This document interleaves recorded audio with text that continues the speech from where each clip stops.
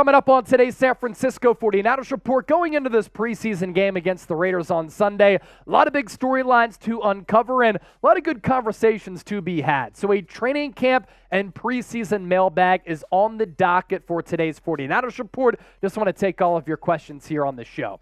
Let's start off with AJVHS.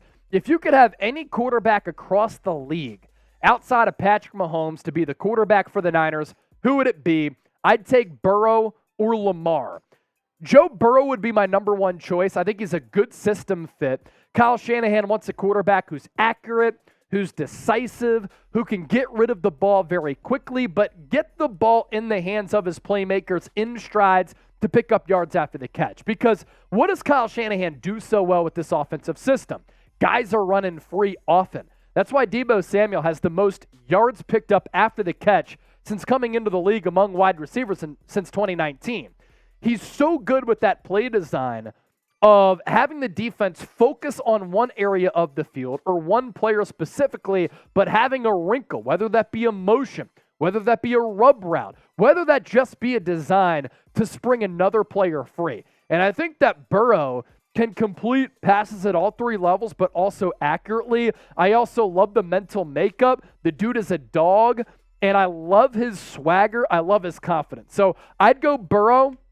If we're talking about mobile quarterbacks, I'd go Jalen Hurts over Lamar. I think that Hurts has become, especially with how he played last year and in the Super Bowl, a better thrower than Lamar and is equally as good of a runner as Lamar. You, of course, have to throw Josh Allen into this conversation. For 1 or 2 years, I think that Aaron Rodgers still has some petrol in that tank. I still think that he could play well in this system.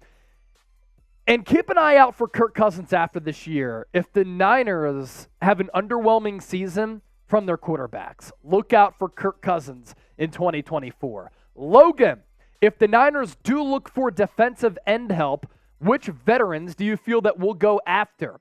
As far as a trade goes, you could look at a player like Chase Young. Although because he's going into year 4, Washington did not exercise his fifth-year option. You'd have to re-sign him to a deal after this year. And if he plays well, he's going to be really expensive. You can't afford Chase Young on a big contract on top of whatever you're going to pay Nick Bosa. A player in free agency would be like a Melvin Ingram or a Jadeveon Clowney, maybe even a Robert Quinn. Those are players to keep tabs on.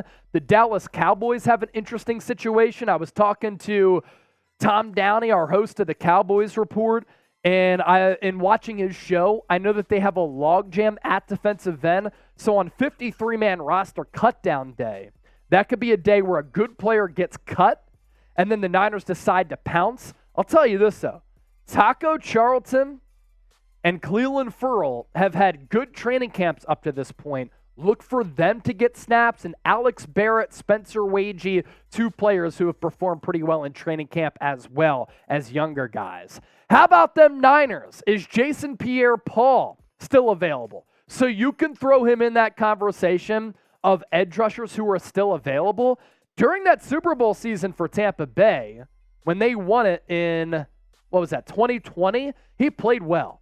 He's kind of cooked now. He played a little bit last year, just not the same player. Johnny Royal, is Jimmy Garoppolo cleared to play? Yes, he's cleared to play. I highly doubt he is going to play against the Niners on Sunday. The storyline would be too good, and if he performs poorly, the conversation would be too hot. And I think the Raiders want to avoid all that controversy. He's been throwing a lot of interceptions in training camp, but he is cleared to play, has been playing for Las Vegas in camp.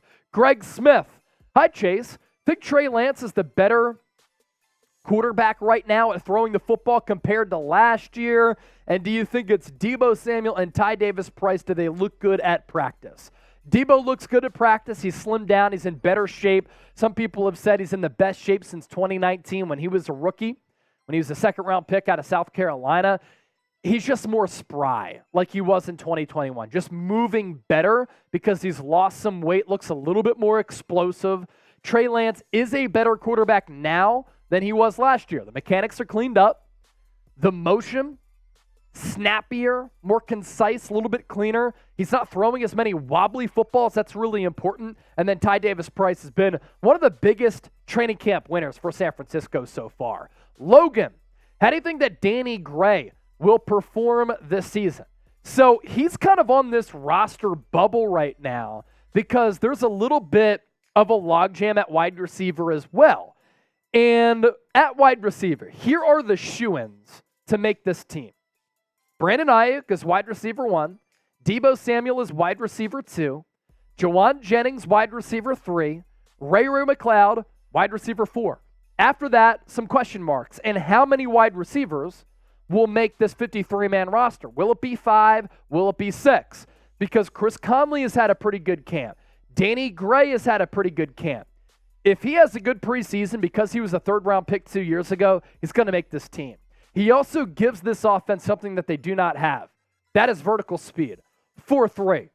While Deebo can pick up yards after the catch, Ayuk is fast. They're not 4.3 fast.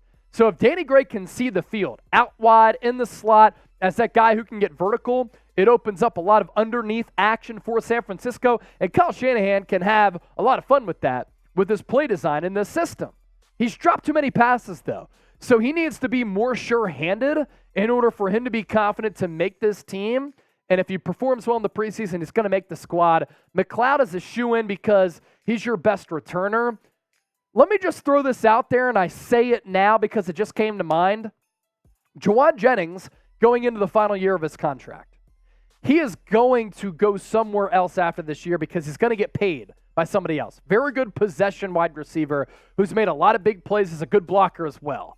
If the Niners can get some good value back for Juwan Jennings, and they're confident in Ronnie Bell fulfilling that role, and then Danny Gray having production as well, that's something to also keep in mind. Lore, how will Jake Moody feel kicking the ball against the Raiders? That would be a great question for Jake Moody. He should feel very confident. He's hit a couple of 60-plus yard field goals throughout camp so far. He's been pretty consistent. He's in a competition with Zane Gonzalez. Jake Moody's going to make this team, though. Zane Gonzalez won't. He, too, could be a trade option. Night Wonder. FLV, they are frauds. You want to talk about an organization that is fraudulent? It's Las Vegas. They gave up on their fan base twice. They left for Los Angeles. They went back to Oakland. And then they left for Vegas. That's pretty fraudulent. They're also fraudulent because since Al Davis's heyday, they haven't really done anything. They have not won a playoff game since the snow game against the Patriots. That was in the early 2000s. That's pretty fraudulent if you ask me.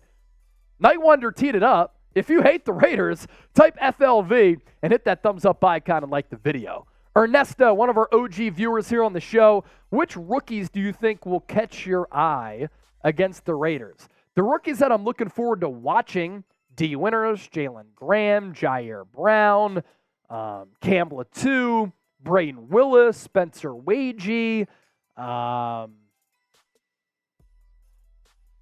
Deshaun Jameson. Those are the players that I want to watch against the Raiders. Jake Moody can be thrown in there as well. Multiple. A lot of names to count. Randy Duke, top 3 sack leaders on the Niners this year. And how many do you think each player will have? Let's operate under the premise that Nick Bosa stays healthy. He leads this squad. He had 18.5 last year, 15.5 2 years ago. Let's go 16 sacks for Bosa. Hargrave is second, and he has 10. He had 11 last year. Drake Jackson has 6. Cleveland Ferrell is a Chris Kosarek project. He has 5. That's a career high for him. That's nearly half of his total since getting drafted in 2019. Eric Armstead has 6. That's a lot better production than what the Niners had last year in sacking the quarterback. Randy, I always appreciate those questions. John Wallace, has Ji'Ayir Brown ran any plays with the first unit? No, it's really been Talanoa Hufanga and Deshaun Gibson, to my knowledge. Gibson has had a couple of interceptions so far. Ji'Ayir Brown did have his first interception of camp on Tuesday. Johnny Royal, if Jordan Love struggles in the preseason, do you think Green Bay will try to trade for Lance or Sam Darnold? So Jeremy Fowler of ESPN said, don't rule out a Trey Lance or a Sam Darnold trade going into this year, especially if a team needs a quarterback. Jordan Love has played solid football for the Packers so far. I think they want to fully see what he can do.